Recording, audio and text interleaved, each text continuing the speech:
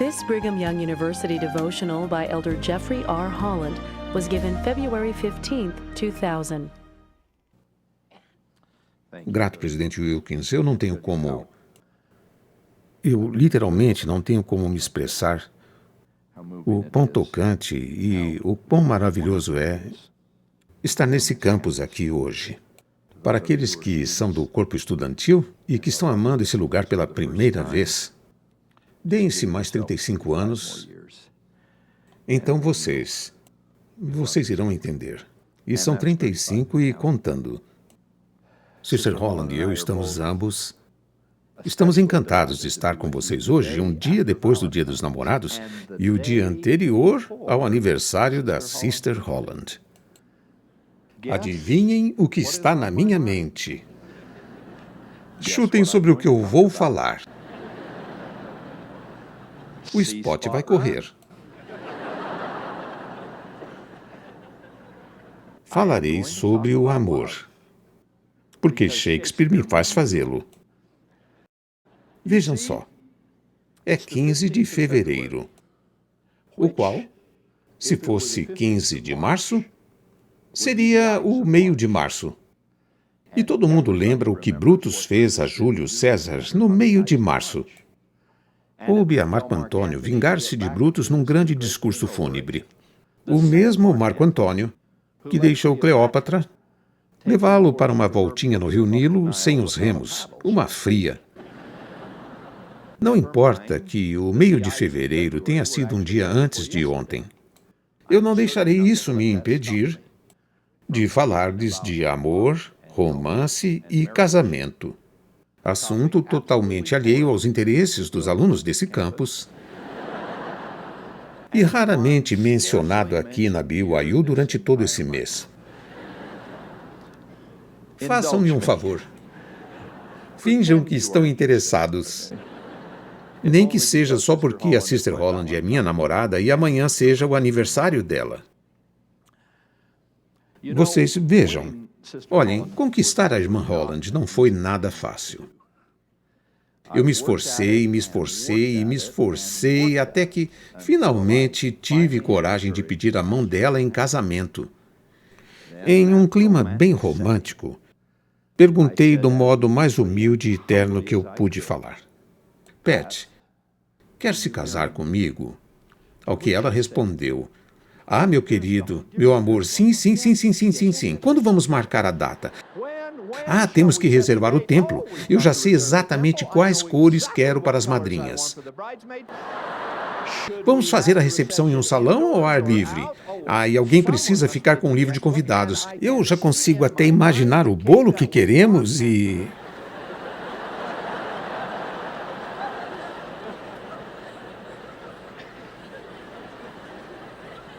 Ela está olhando para mim? Então ela parou, no meio da frase. Ah, meu querido, tão emocionado que ficou sem palavras. E eu aqui falando e falando. Você não gostaria de dizer alguma coisa nesta noite tão especial?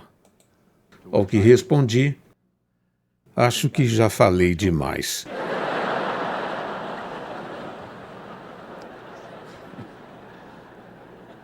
Ela contesta essa história, lembrando-me que, quando cheguei para o nosso primeiro encontro, seu irmãozinho, então, gritou para ela, ei, bonitona, seu chiclete chegou.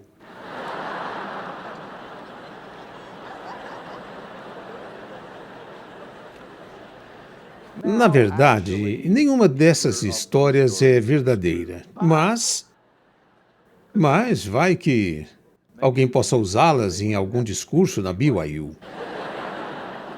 Sobre amor e casamento. Agora, deixe-me ser sério. O que aprendi sobre amor romântico e a beleza do casamento, eu aprendi com a Sister Holland. Sinto-me honrado sendo seu marido.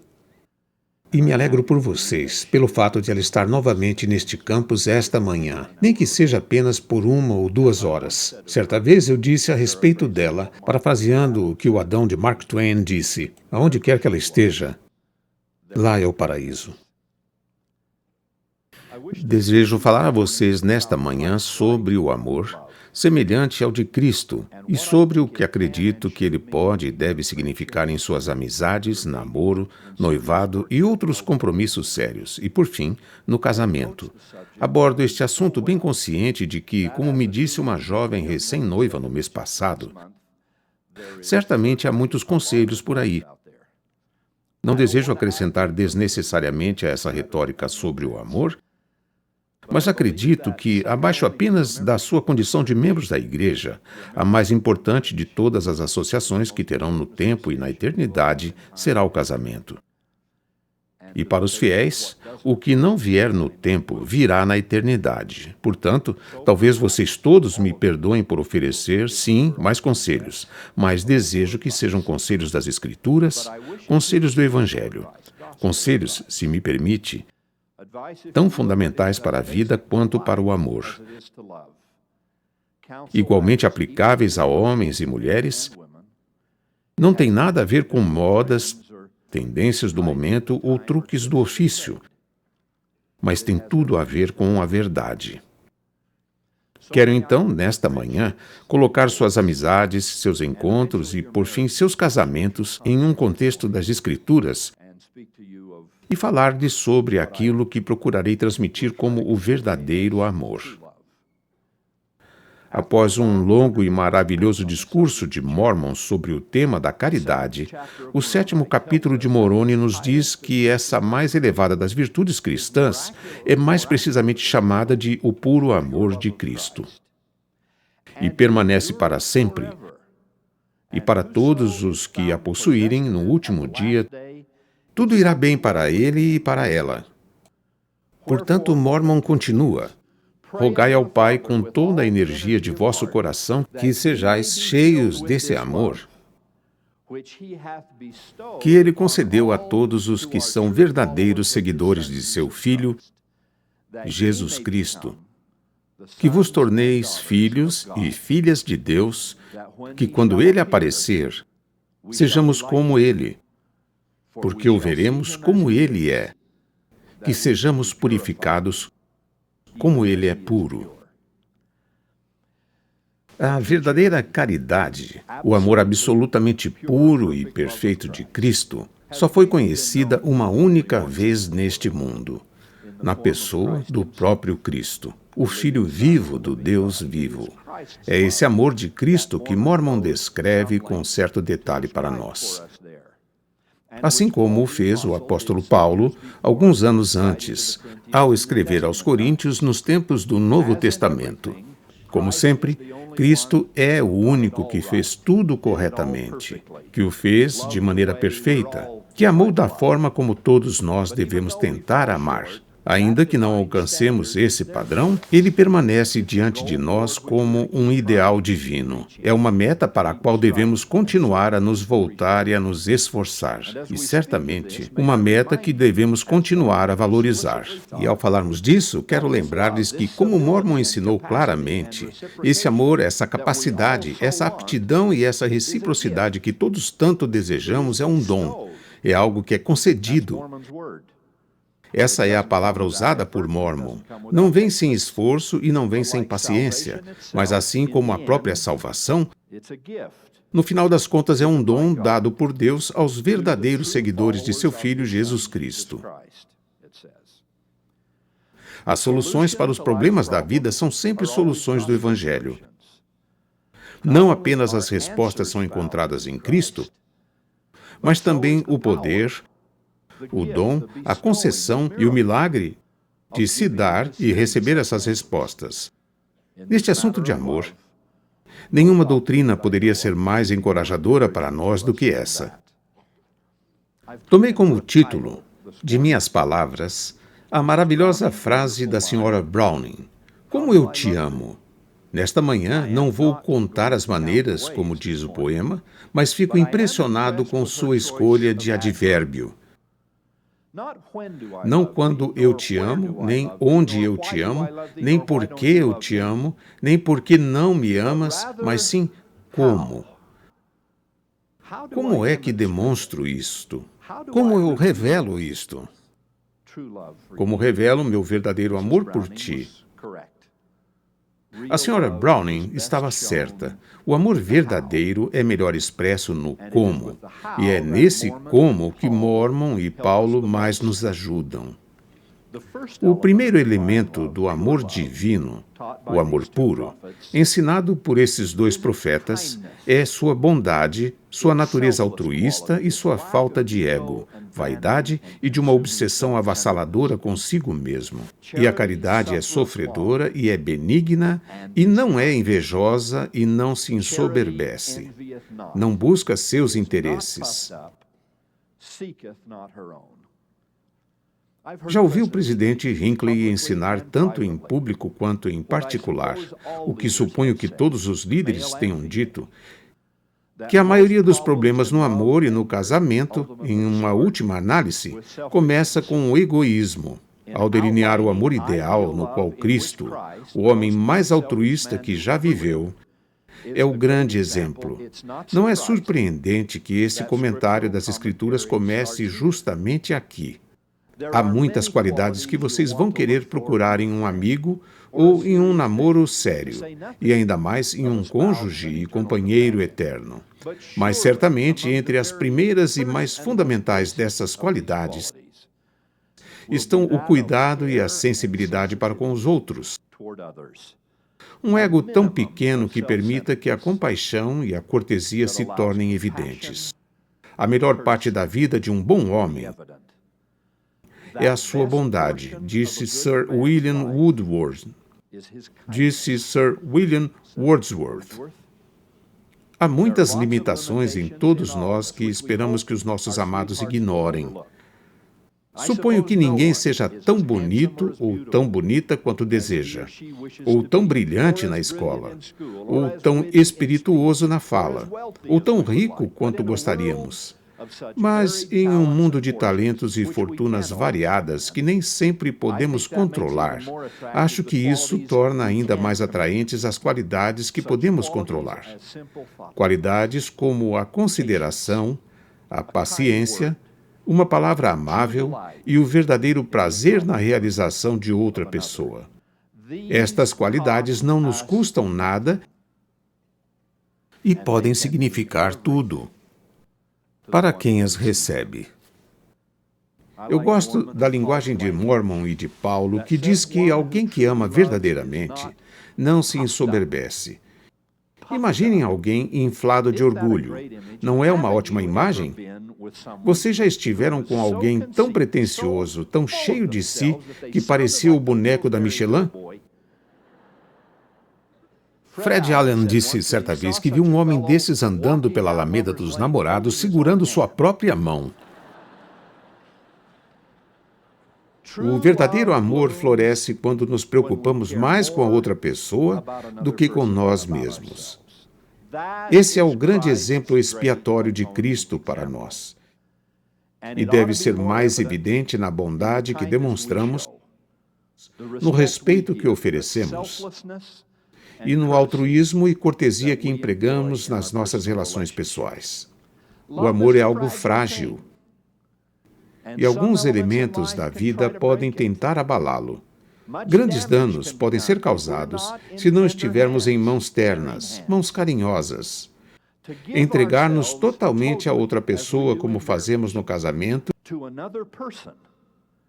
é a maior prova de confiança que podemos dar em qualquer relação humana. É um verdadeiro ato de fé. Fé que todos nós devemos estar dispostos a exercer. Se o fizermos da maneira correta, acabamos por compartilhar tudo com a outra pessoa. Todas as nossas esperanças, todos os nossos medos, todos os nossos sonhos, todas as nossas fraquezas e todas as nossas alegrias. Nenhum namoro, noivado ou casamento sério merece esse nome se não investirmos nele tudo o que temos. E ao fazê-lo, nos entregarmos completamente à pessoa que amamos. Não podemos ter sucesso no amor se ficarmos com o pé atrás por receio. A própria natureza do empreendimento exige que nos apeguemos um ao outro o mais firmemente possível e mergulhemos juntos. Nesse espírito, e no espírito do pedido de Mórmon por puro amor, quero que vocês entendam a vulnerabilidade e a delicadeza do futuro de seu parceiro, que é colocado sob a sua responsabilidade. Quer seja homem ou mulher, a responsabilidade é a mesma. A irmã Holland e eu estamos casados há quase 37 anos, quase o dobro do tempo que vivemos um sem o outro. Talvez eu não saiba tudo sobre ela, mas conheço 37 anos de sua vida. E ela conhece o mesmo de mim. Eu conheço os gostos dela e ela conhece os meus. Conheço suas preferências e interesses, suas esperanças e sonhos. E ela conhece os meus. À medida que o nosso amor cresce e a nossa relação amadurece, tornamo-nos cada vez mais abertos um com o outro sobre tudo isso. O resultado é que agora sei com muito mais clareza como ajudá-la, se eu me permitir. Sei exatamente o que irá machucá-la. Na honestidade do nosso amor, amor que não pode ser verdadeiramente como o de Cristo sem essa devoção total, certamente Deus me responsabilizará por qualquer dor que lhe causar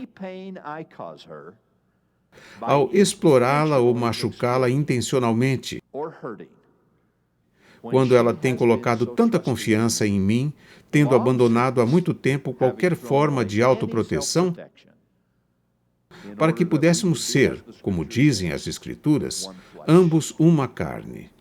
Prejudicá-la ou impedi-la de qualquer forma para o meu próprio benefício ou vaidade, ou para exercer domínio emocional sobre ela, me desqualifica imediatamente como marido.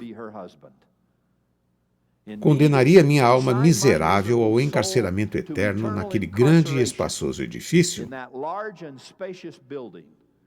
que lhe diz ser a prisão daqueles que vivem de fantasias vãs e do orgulho do mundo. Não é de se admirar que esse edifício esteja no lado oposto do campo em relação à árvore da vida que representa o amor de Deus. Em tudo o que Cristo foi, ele nunca foi invejoso ou presunçoso. Nunca foi consumido pelas suas próprias necessidades. Ele nunca mesmo, procurou ganhar vantagem à custa de outra pessoa. Ele se alegrava com a felicidade dos outros, a felicidade que ele poderia lhes proporcionar. Ele sempre foi bondoso. Em um relacionamento amoroso, não quero que passem sequer 5 minutos com alguém que os menospreze, que os critique constantemente, que seja cruel às suas custas e que, ainda por cima, chame isso de humor. A vida já é difícil o suficiente sem que a pessoa que os deveria amar ataque a sua autoestima, sua dignidade, sua confiança e alegria. Ao lado dessa pessoa, vocês merecem se sentir fisicamente protegidos e emocionalmente seguros. Membros da primeira presidência ensinaram que qualquer tipo de abuso físico ou mental a qualquer mulher não é digno de nenhum portador do sacerdócio. E que nenhum portador do sacerdócio de Deus deve maltratar a esposa de qualquer maneira, diminuí-la, ofendê-la ou aproveitar-se indevidamente dela ou de qualquer outra mulher. E isso inclui amigas, namoradas e noivas, quanto mais esposas. Se estiverem apenas indo comer pizza ou jogar tênis, que seja com alguém que vá proporcionar uma diversão boa e saudável. Mas, se for algo sério, ou se querem que se torne sério, por favor, encontrem alguém que desperte o melhor em vocês e que não tenha inveja do seu sucesso. Encontrem alguém que sofra quando vocês sofrem e que encontre a própria felicidade na sua. O segundo segmento deste sermão das Escrituras sobre o amor que se encontra em Moroni 7:45 diz que a verdadeira caridade, o verdadeiro amor, não se irrita facilmente, não suspeita mal e não se regozija com a iniquidade. Pensem em quantas discussões poderiam ser evitadas, quantas mágoas poderiam ser poupadas, quanta indiferença e tratamentos de silêncio poderiam ser eliminados.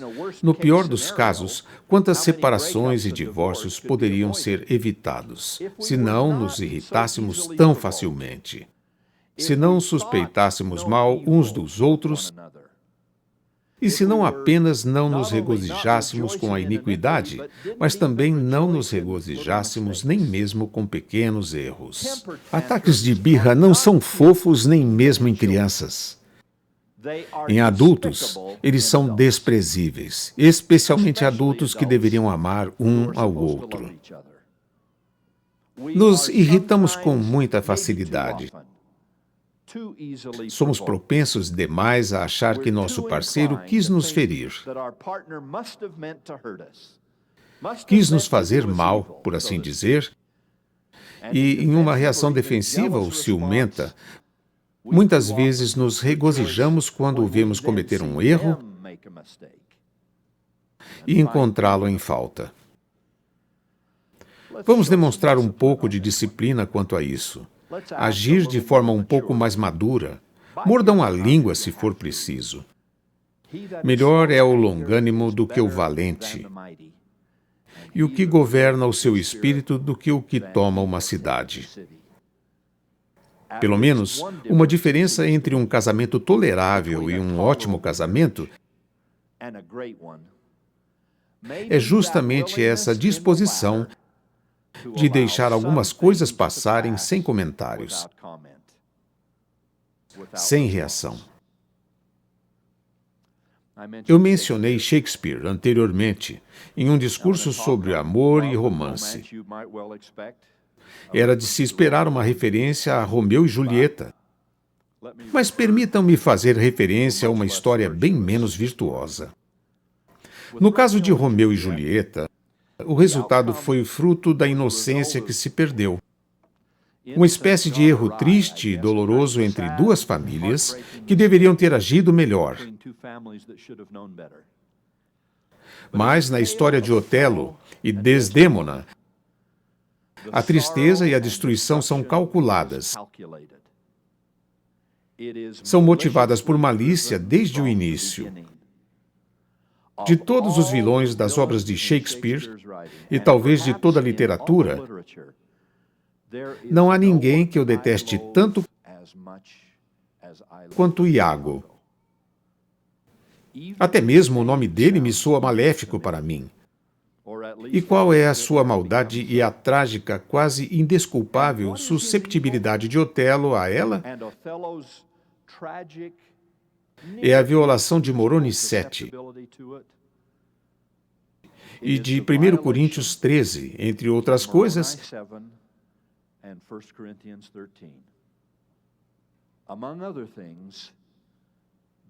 Eles procuraram o mal onde não existia.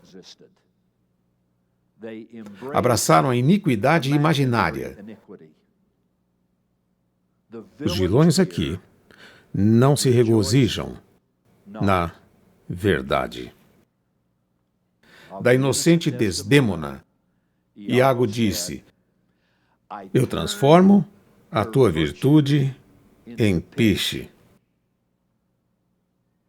e de sua bondade faço a rede que há de enredar a todos. Semeando dúvidas, insinuando diabolicamente, provocando a inveja, o engano, desonestidade e, finalmente, uma ira mortal. Iago provoca Otelo a matar Desdémona. Virtude transformada em piche. E bondade torcida numa rede fatal. Agora, graças aos céus, aqui em Happy Valley essa manhã, Não estamos falando de infidelidade real ou imaginária, nem de assassinato. Mas no espírito de uma educação universitária, vamos aprender as lições que nos estão sendo ensinadas. Pense o melhor um do outro, especialmente daqueles que vocês dizem amar.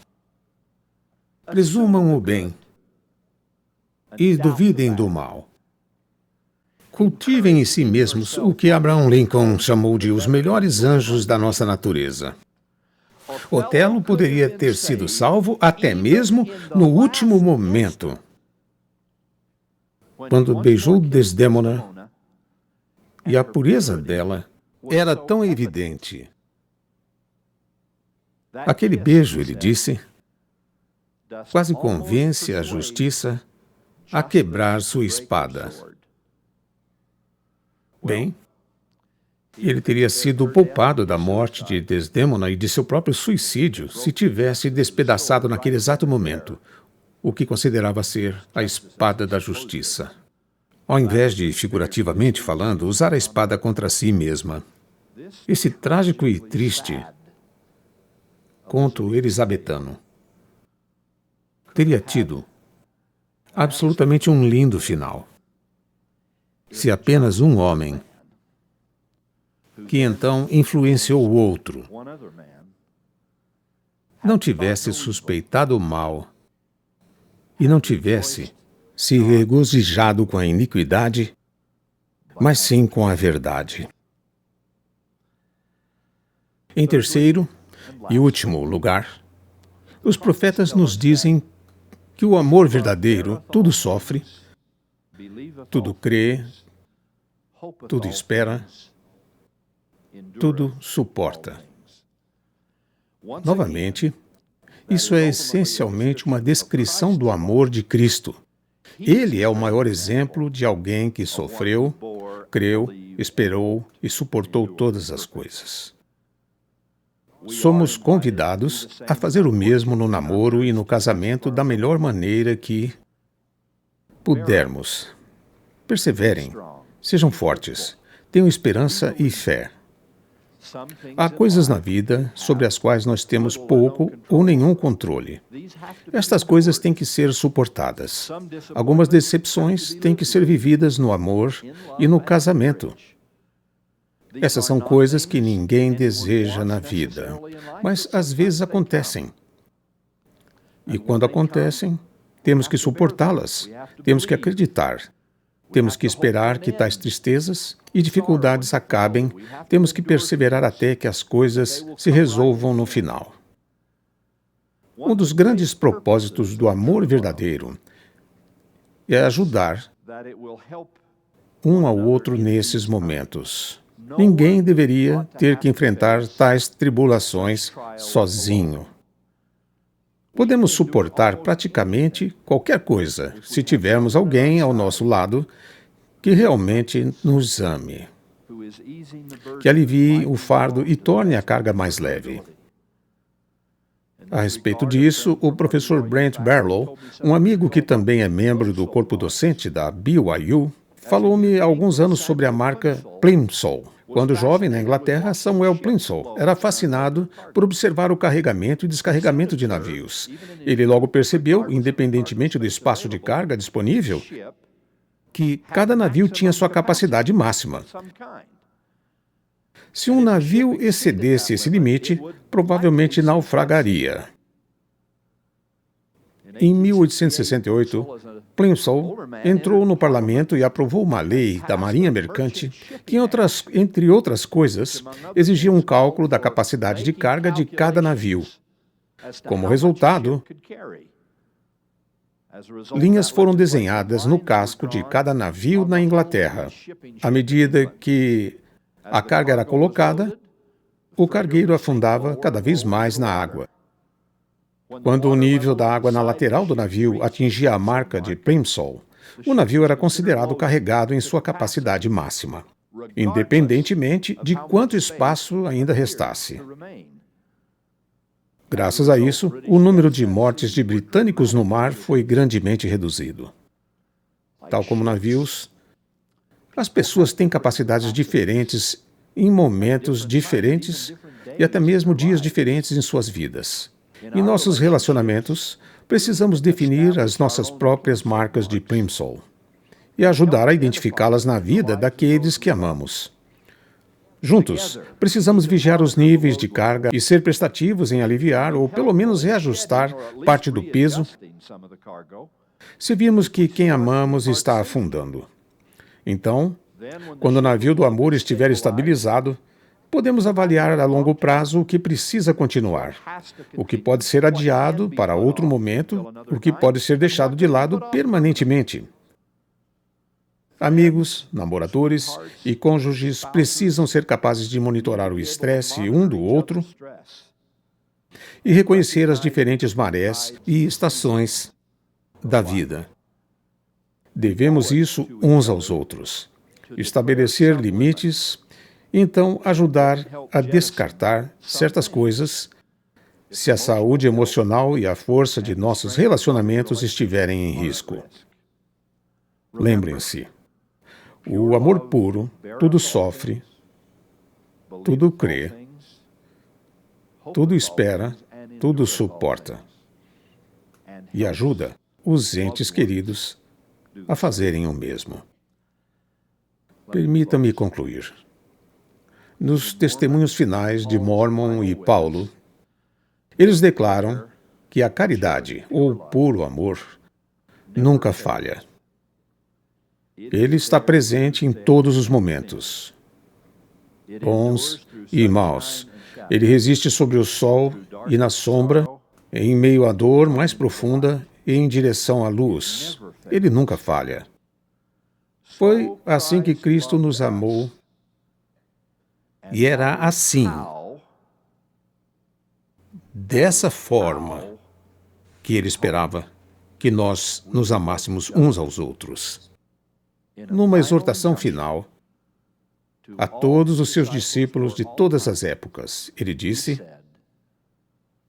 "Um novo mandamento vos dou, que vos ameis uns aos outros, assim como eu mesmo vos amei a vós." É claro que essa perseverança cristã no romance e no casamento exige mais do que qualquer um de nós realmente possui. Ela requer algo maior, requer uma investidura dos céus. Lembrem-se da promessa de Mormon, que esse amor, o amor pelo qual todos ansiamos e ao qual nos apegamos, é concedido aos verdadeiros seguidores de Cristo. Vocês querem capacidade, segurança e proteção no namoro e no romance, na vida conjugal e na eternidade? Sejam verdadeiros discípulos de Jesus. Sejam santos dos últimos dias genuínos, comprometidos em palavras e ações. Acreditem que sua fé tem tudo a ver com seu romance,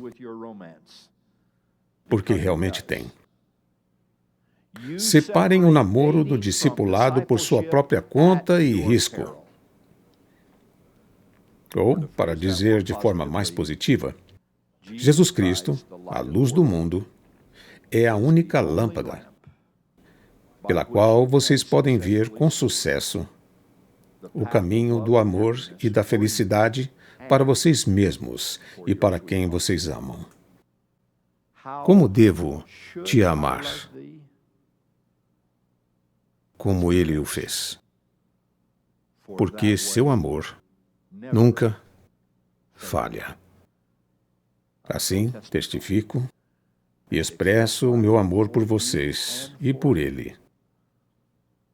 No sagrado nome de Jesus Cristo. Amém. For more information on this program, please visit our website at byubroadcasting.org. This Brigham Young University devotional by Elder Jeffrey R. Holland was given February 15, 2000.